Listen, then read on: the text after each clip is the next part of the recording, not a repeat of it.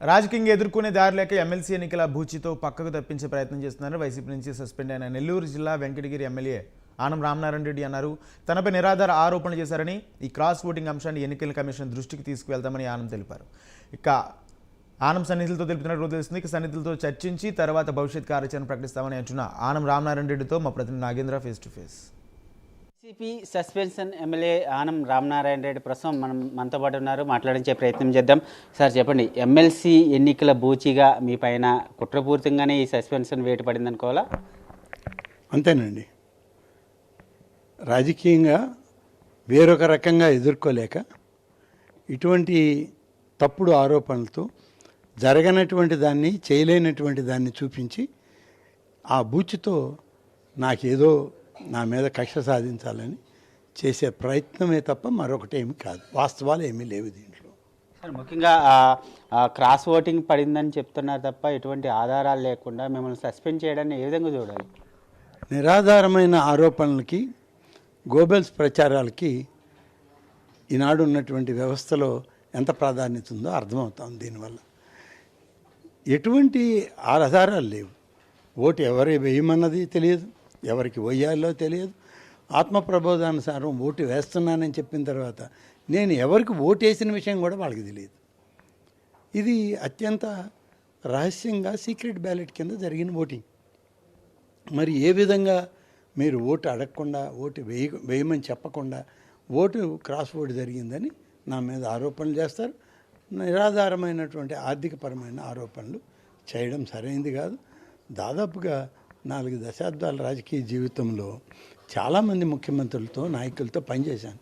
ఎప్పుడు కూడా ఇలాంటి ఇబ్బందికరమైన తప్పుడు ఆరోపణల దగ్గర నేను నిలబడ్డటువంటి పరిస్థితి లేదు. సార్ ముఖ్యంగా ఆ సీక్రెట్ బ్యాలెట్ ద్వారా జరిగే ఈ ఓటింగ్లో మనం ఓటు ఎవరికి వేసామని చెప్పడం కూడా తప్పే, పలానా వాళ్ళకి ఓటేశారన్నది కూడా చెప్పడం తప్పే.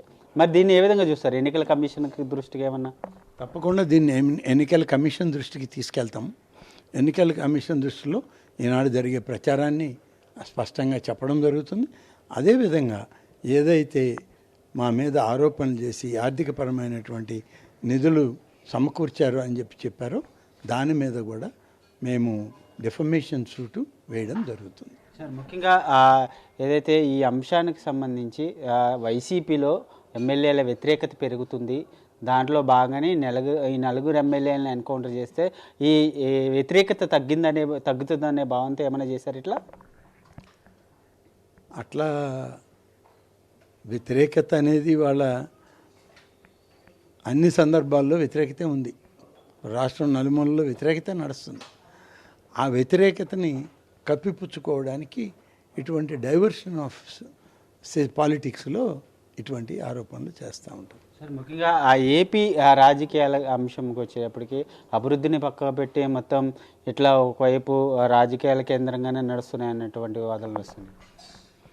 కేవలం రాజకీయ ఆరోపణలు, డైవర్షన్ ఆఫ్ పాలిటిక్సే తప్ప రాష్ట్ర అభివృద్ధి, రాష్ట్రం పట్ల ప్రజల అవసరాలు ఇవాళ చేసే పరిస్థితుల్లో ప్రభుత్వం లేదు.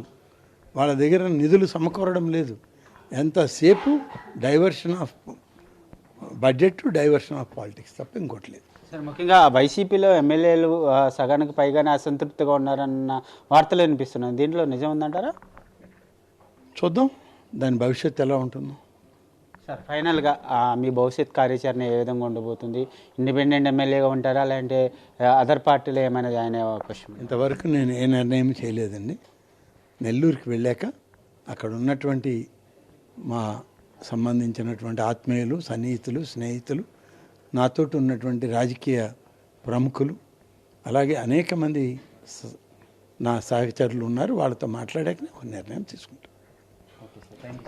ఇది మనం మొత్తానికి చూసుకుంటే ఈ క్రాస్ ఓటింగ్కి సంబంధించినటువంటి అంశాన్ని ఎన్నికల దృష్టికి తీసుకెళ్తాను. అదేవిధంగా నెల్లూరు వెళ్ళిన తర్వాత నా సన్నిహితులతో మాట్లాడిన తర్వాత భవిష్యత్ కార్యాచరణ ప్రకటిస్తానంటూ కూడా ఆనం రామనారాయణ రెడ్డి చెప్తున్నటువంటి పరిస్థితి. వీడియో జర్నలిస్ట్ భానుతో నాగేంద్ర, ప్రైమ్ 9.